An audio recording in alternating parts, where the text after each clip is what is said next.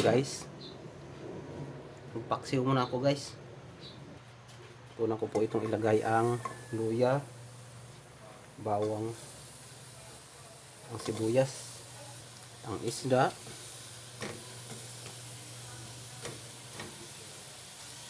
konting suka,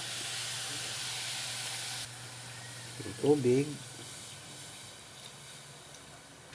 magic sarap, nakaunti na lang ang laman. Dagdagan ko po pamintang powder at kamatis at asin. Takpan muna.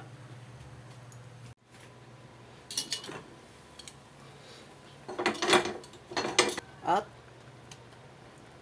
ayan o, ampalaya. Yan ang paborito ko sa paksiw, ampalaya.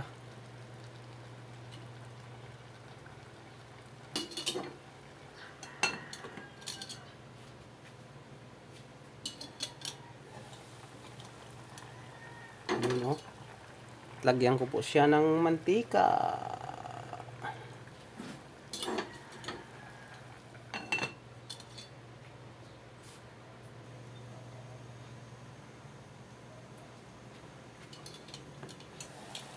At ito na guys, ang siling haba.